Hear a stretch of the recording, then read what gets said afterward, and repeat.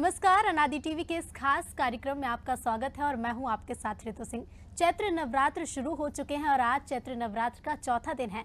आज के बारे में हम विस्तार से जानेंगे कि कैसे पूजा विधि करनी है, क्या कुछ खास उपाय करने हैं और क्या कुछ हमें नहीं करना है। इन्हीं तमाम बातों को लेकर आज हमारे साथ ज्योतिषाचार्य पंडित अरविंद तिवारी जी मौजूद हैं। पंडित जी, बहुत बहुत स्वागत है आपका। अनादि टीवी के सभी दर्शकों को नवरात्रि के चौथे पर्व की बहुत बहुत शुभकामनाएं। जी पंडित जी, आज चौथा दिन है चैत्र नवरात्र का। सबसे पहले हम जानना चाहेंगे कि आज कौन सी माता का दिन है।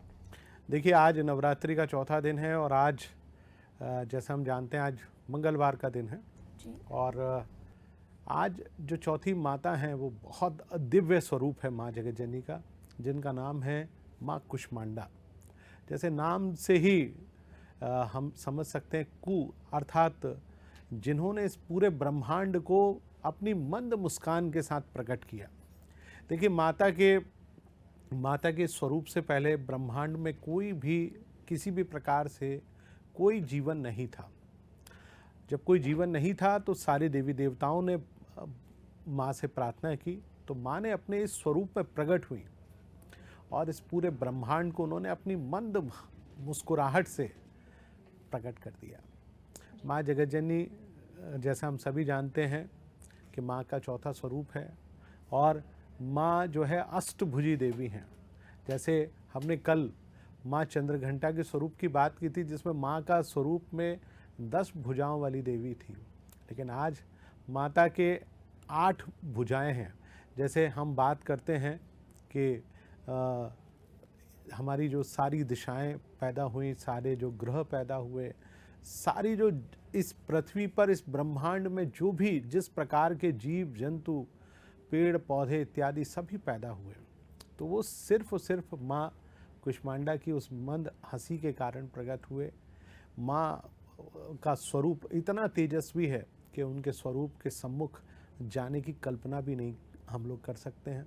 जैसा कि माता के बारे में जब माता की आरती होती है तो उसमें हम एक शब्दों का इस्तेमाल करते हैं। वो शब्द कुछ इस प्रकार से हैं, कौटिक चंद्र दिवाकर राजत सम ज्योति, अर्थात करोड़ों सूर्य और करोड़ों चंद्रमा मिलकर भी आपके तेज का सामना नहीं कर सकते।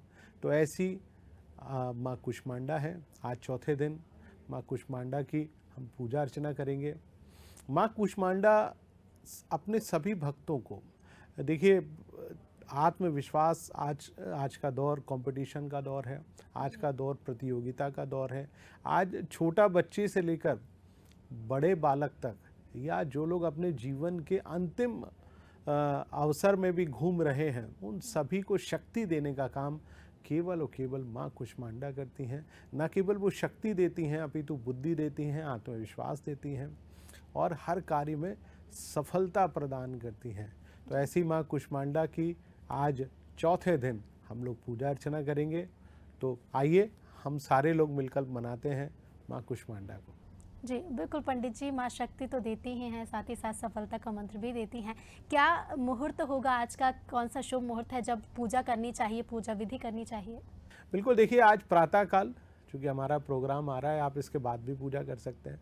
क्योंकि नवरात्र है, आप सुबह तो ज़रूर माता को मना लीजिए, सुबह माता की पूजा अर्चना करिए, लेकिन शाम को भी माँ की पूजा अर्चना करिए। तो आज सुबह आप कैसे पूजा अर्चना करेंगे, इसके बाबत मैं हमारे सभी दर्शकों को बतलाना चाहूँगा। देखिए, माँ कुष्मांडा अष्टभुजाओं वाली देवी है।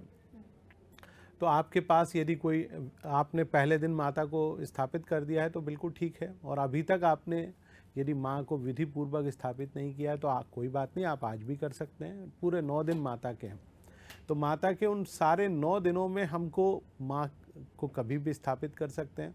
तो माँ कुष्मांडा अष्टभुजाओं वाली देवी हैं।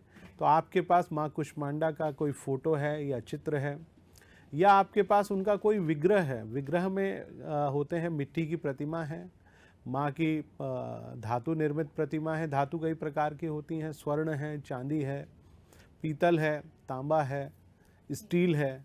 तो किसी भी चीज़ की धातु है उसकी आपके पास यदि अष्टभुजी प्रतिमा है तो आज माता को आप स्थापित करिए। देखिए, माता प्रकृति की देवी हैं।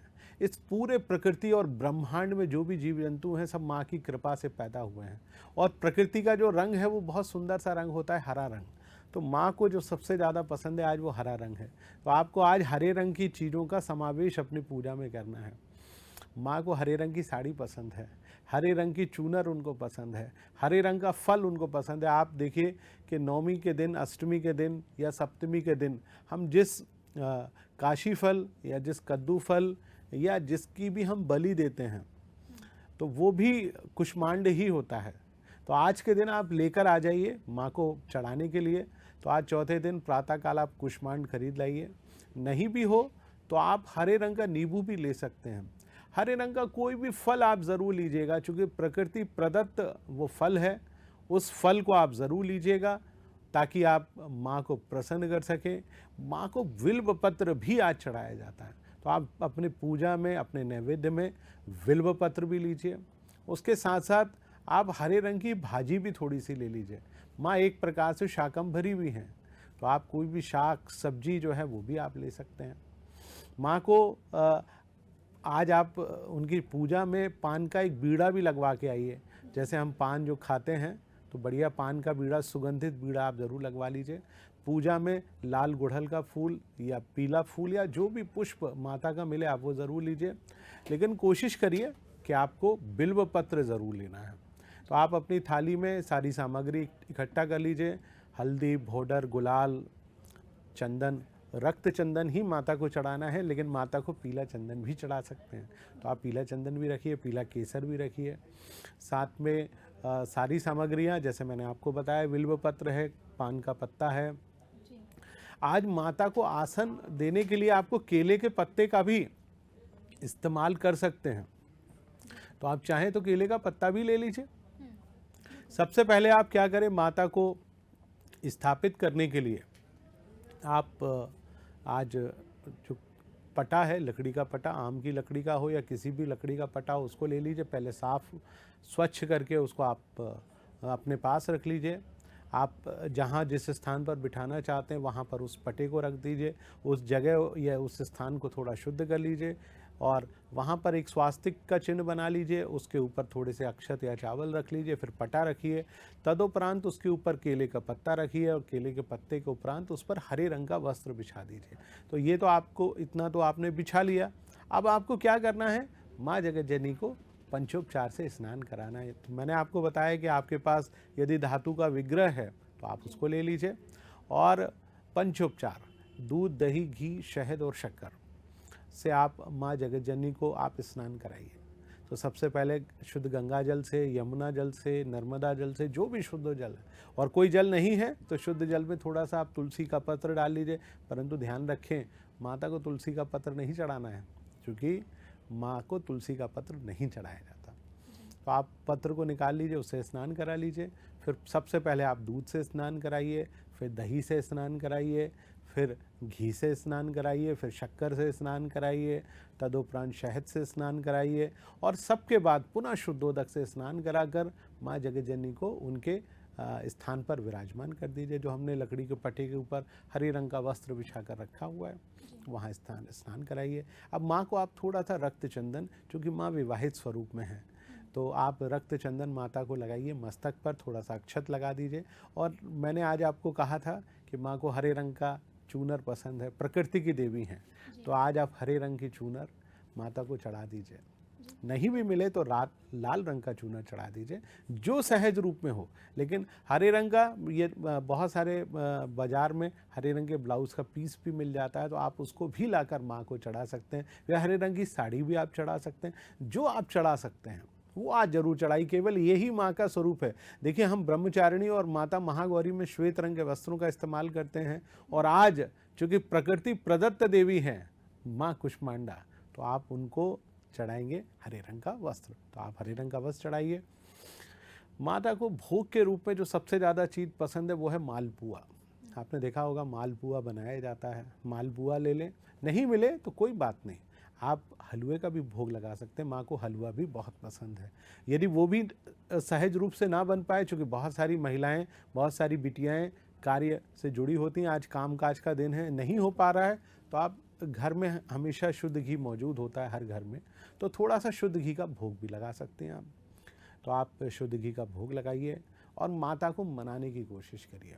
देखिए दुर्गा सप्तशती का जो चौथा अध्याय है उसमें माँ कुष्मांडा, आप यदि आज उसका पाठ कर सकते हैं तो माँ कुष्मांडा आपके उस पाठ से बेहद प्रसन्न होने जा रही हैं, आपसे बहुत प्रसन्न होंगी, आप वो हर प्रकार से आशीर्वाद देंगे। तो आज माँ कुष्मांडा की पूजा अर्चना के लिए आप चौथे अध्याय का पाठ अवश्य करिए। और चौथे अध्याय का पाठ करने के बाद यदि आप नहीं कर पा रहे हैं तो माँ कुष्मांडा के मंत्र का जाप भी आप कर सकते बिल्कुल हैं। पंडित जी, क्योंकि मंत्र का एक खास महत्व होता है और कुछ लोग हैं जो जाप भी करते हैं, तो कौन सा वो मंत्र है जो आज के दिन कर सकते हैं? बिल्कुल, देखिए दुर्गा सप्तशती का बहुत सुंदर सा मंत्र है, या देवी सर्वभूतेषु कुष्मांडा रूपेण संस्थिता, नमस्तस्यै नमस्तस्यै नमस्तस्यै नमो नमः।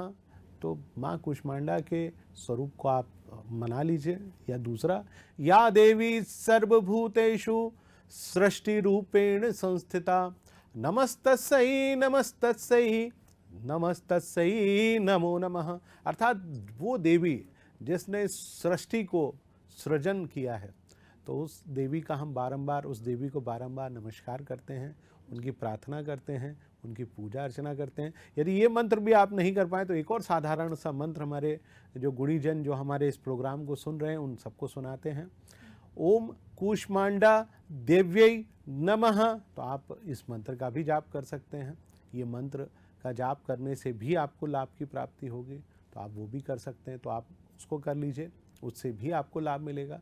तो आप ये इस प्रकार की सारी चीज़ें करें, माँ की पूजा अर्चना करें। एक बात का ध्यान अवश्य रखिएगा, आज यदि आप माता के मंत्र का जाप करें तो कमल गट्टे की माला से करिएगा। देखिए कमल गट्टे की माला से मंत्र का जाप करने से माँ जगत जननी बेहद प्रसन्न होती है। करके देखिए, अवश्य लाभ होगा। जी बिल्कुल पंडित जी, और साथ ही जानना चाहेंगे कि ऐसे कौन से खास उपाय होते हैं, क्योंकि आज के बिजी शेड्यूल में काफ़ी लोग ऐसे होते हैं ज़्यादा वक्त नहीं निकाल पाते हैं काम के चक्कर में, तो ऐसा कौन सा खास उपाय होगा जिसको करके लाभ ले सकते हैं? बिल्कुल, देखिए आज हम प्रकृति प्रदत्त यानी इस पूरे ब्रह्मांड की जो सृजनकर्ता देवी हैं वो है माँ कुष्मांडा। तो आज हम उनको मनाने की कोशिश कर रहे हैं। और क्या ऐसा उपाय करें जो बहुत छोटा सा है। देखिए मैंने प्रारंभ में ही आपको कहा था कि आप पान का पत्ता आज लगवा के ले आइएगा बाज़ार से, क्योंकि या घर में लगवा सकते हैं तो आप घर में लगा लीजिए, पान का पत्ता ले लीजिए, उसमें बढ़िया चूना और कत्था लगाइए और सुगंधित चीज़ें उसमें समाहित करिए। माता को इलायची बहुत पसंद है। देखिए हरे रंग की हर चीज़ माँ जगत जननी को सबसे ज़्यादा पसंद है। तो आप पान का पत्ता जो आपने पूजा में रखा है, आज उसको माँ के श्री चरणों में, माँ को जैसे हम भोग समर्पित करते हैं वैसे उनके श्री मुख तक ले जाइए और फिर वापस रख दीजिए। 3 बार उसके ऊपर से जल उतारिए।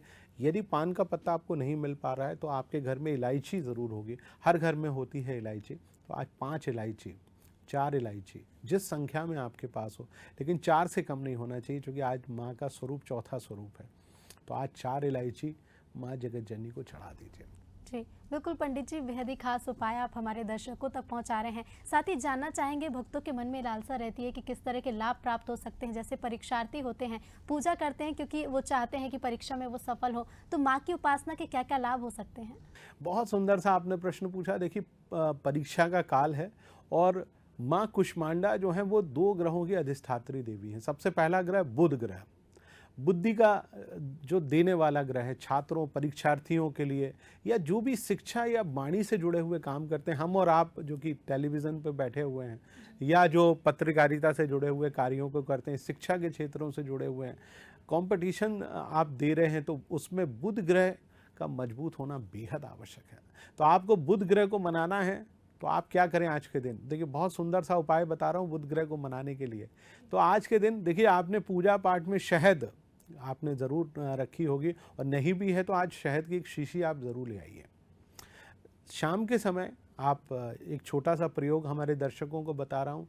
हर घर में लकड़ियाँ ज़रूर होती हैं, एक हवन कुंड भी छोटा सा निर्मित होता है, और उस हवन कुंड में हम लकड़ियों को इस प्रकार से सजाएं और नैवेद्य के रूप में जो नैवेद्य उनके ऊपर चढ़ाया जाता है वो हालांकि तिल और जौ और उसमें शक्कर और बाकी चीज़ें मिलाई जाती हैं, लेकिन आज आप केवल और केवल शहद से, और उसमें यदि आप इलायची आप ले लें और उसको पान के पत्ते के ऊपर रखकर हम 108 आहुतियाँ माँ कूष्मांडा के मंत्र से यदि करते हैं तो जो भी जातक या जिनके निमित्त भी यह उपयोग होता है या प्रयोग होता है या अनुप्रयोग होता है, तो आप मानकर चलिए कि उन जातकों के जीवन में बुध ग्रह मजबूत हो जाता है। दूसरा, चूँकि माँ के बारे में कहा जाता है कि माँ जगत जननी सूर्य का जो केंद्र है, माने सूर्य के बिल्कुल भीतर स्थिति में समाहित होती हैं, तो बहुत तेज होता है माता के शरीर में।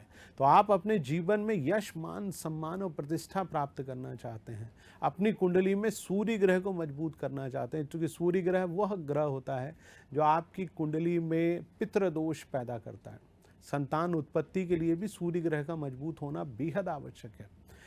कार्य क्षेत्र में जो लोग राजनीति से जुड़े हुए हैं, उनके जीवन में भी सूर्य का मजबूत होना बेहद आवश्यक है। तो ऐसे लोगों को भी सूर्य ग्रह मजबूत करना है, तो भी आपको आज माता को मनाना पड़ेगा। क्या करें? आज सूर्य ग्रह को मनाने के लिए आपको भगवान भुवन भास्कर के मंत्रों के साथ साथ माँ कूष्मांडा के मंत्र से भी आपको हवन करना। कैसे करेंगे? भगवान सूर्य के नाम है, सूर्य के 108 नाम है, तो आप एक एक नाम लीजिए। ओम आदित्याय नमः स्वाहा। फिर उसके बाद माँ कूष्मांडा के मंत्र का आप नाम ले लीजिए। ओम कूष्मांडा देव्यै नमः स्वाहा। तो इस प्रकार से आप 108 नाम जो है भगवान भुवन भास्कर के लीजिए और 108 नामों से माँ कूष्मांडा के मंत्र का आप नाम लीजिए और लगभग आप सोचिए कि 216 मंत्रों से यह हवन होगा और उससे आपके जीवन में सूर्य ग्रह से जुड़ी हुई जो परेशानी है, तो वो सूर्य ग्रह से जुड़ी हुई परेशानी पूरी तरह से समाप्त होगी। आप अपने जीवन में सफलता प्राप्त करेंगे, मन आपका प्रसन्न रहेगा, आपकी कुंडली से पितृदोष या जितने भी प्रकार के दोष होते हैं वो सारे दोषों की न केवल मुक्ति होगी, अपितु आपको सत्यचित आनंद की प्राप्ति अवश्य होगी। जी बिल्कुल पंडित जी, साथ ही साथ पूजा विधि में सावधानियों का ध्यान रखना भी बेहद ज़रूरी है। तो कौन सी ऐसी चीज़ें हैं जो नहीं करनी चाहिए, कौन सी सावधानियां आज बरतनी चाहिए? बिल्कुल, देखिए सबसे पहली चीज़ तो आज का दिन विवाहित महिलाओं की पूजा का दिन है। तो आज के दिन जो भी विवाहित महिला आपके सम्मुख आए तो आज आप उसको प्रणाम करिए, अपने घर आमंत्रित करिए, बिठाइए, अपने हाथ से कुछ भोजन अवश्य कराइए, मालपुआ, हलवा या जो भी आपके यहाँ खाद्य सामग्री है वो उसको दीजिए, उनके पैरों को धुलाइए, उनको आज हरे रंग की कोई भी वस्तु आप अवश्य दीजिए। हरे रंग में सबसे ज़्यादा जो अमूमन प्राप्त होती है वो मेहंदी होती है, तो आज आप किसी विवाहित महिला को घर बुलाइए, हरे रंग की चूनर, हरे रंग की साड़ी, हरे रंग की बिंदी, हरे रंग की मेहंदी आप उनको दीजिए, जिससे वो प्रसन्न हो। एक बात का ज़रूर ध्यान रखिए कि आज आपको किसी भी रूप में असत्य यानी झूठ नहीं बोलना है, धरती पर सोना है, ब्रह्मचर्य का पालन करना है और माता की पूजा के दौरान या जब भी पूरे दिन भर आप रहें तो अपने मन में जितनी भी महिलाएं आपके सम्मुख आती हैं उन सबको आप माता के समान मानते हुए उनको प्रणाम करें, उनके प्रति अपने आदर और सम्मान के भाव को बनाए रखें। और सबसे ज़्यादा ज़रूरी, आपके घर की लक्ष्मी, यदि आप विवाहित हैं तो आपकी जो गृह लक्ष्मी है जो विवाहित है, आज उसको भी प्रणाम करिए, माता के स्वरूप में नहीं लेकिन वो भी एक प्रकार से शक्ति का स्वरूप है, आज उनको प्रणाम करिए। कुछ हरे रंग की चीज़ उनको गिफ्ट में ज़रूर ला के दीजिए, बेशक नवरात्रि के बाद वो उसका इस्तेमाल करें, लेकिन कोशिश करिए, इतना करेंगे तो वो जगत जननी आपसे अवश्य प्रसन्न होगी। जी बिल्कुल पंडित जी, क्योंकि शास्त्रों में भी कहा गया है कि नारी की पूजा करना चाहिए, सम्मान देना चाहिए। आज के दिन व्रत भी रखते हैं, कुछ लोग 9 दिन के व्रत रखते हैं और आज चौथा दिन है, तो क्या कुछ व्रत की विधि विधान होता है, किस समय फलहार करें, क्योंकि स्वास्थ्य का भी पूरा ध्यान रखना है और पूजा अर्चना भी करनी है? देखिए, आज हरे रंग का फल, आप यदि आप फल का आहार कर रहे हैं, यदि आप साबूदाने की खिचड़ी खा रहे हैं तो सायंकाली खाइए, एक समय ही एकासना का ही व्रत होता है। बहुत सारे लोग 2 टाइम खाते हैं तो उस व्रत का कोई अर्थ होता नहीं है। व्रत का तात्पर्य होता है कि आप अपनी इंद्रियों पर कितना नियंत्रण करते हैं, तो आप इंद्रियों पर नियंत्रण करें। और यदि आप फल का आहार कर रहे हैं तो आप हरे रंग का फल लीजिए, जिसमें आपको बाजार में आपको ककड़ी खीरा मिलेगा। आपको आज के दौर में कीवी नाम का एक फल भी होता है, बड़ा सस्ता आता है, बहुत महंगा नहीं है, 10 या 15 रुपए का एक कीवी आ जाता, तो 4 फल आप ले लीजिए। एक फल माँ जगत जननी को चढ़ा दीजिए और बाकी फल आप रसाहार के रूप में लीजिए। और लाल रंग के फल को छोड़कर बाकी किसी भी रंग के फल को आज आप जरूर ग्रहण करिएगा, उस फल का आहार करेंगे। और मैं आपको फलाहार करने का जो समय होता है वो केवल इतना ही बताना चाहूँगा कि प्रातःकाल में 12 बजे से पहले आप उसको ज़रूर कर लीजिए। 12 बजे के बाद फलाहार नहीं किया जाता है और कोशिश करिए बाहर का जल ना पिए। आप आजकल मार्केट में पैक्ड पानी की बोतल मिलती है, तो एक अपने साथ लेकर चलिए। यदि आप व्रत कर रहे हैं तभी करिए, व्रत नहीं कर रहे हैं तो साफ कहीं भी जहाँ पर आप बैठे हो वहाँ पर साफ गिलास धुलवा कर जल को ग्रहण करें, साफ अन्न का भोजन करें। प्याज, लहसुन, मांसाहार या शराब इत्यादि का सेवन बिल्कुल भी ना करें। आप कोई भी व्रत नहीं कर सकते हैं तो मन में केवल माँ कुष्मांडा के नाम का स्मरण करते रहिए। माँ कुष्मांडा आपकी सारी मनोकामनाओं को अवश्य पूर्ण करेगी। जी बिल्कुल पंडित जी, बेहद ही अच्छी जानकारी आपने हमारे दर्शकों से साझा की। पूजा विधि, मंत्रोच्चार किस तरह से करना है। बहुत बहुत धन्यवाद आपका अपना कीमती समय हमें देने के लिए। तो आज नवरात्रि के चौथे दिन में हमने जाना कि किस तरह से पूजा विधि करनी है और तमाम सारे उपाय आप भी अपनाइए और देखते रहिए अनादि टीवी।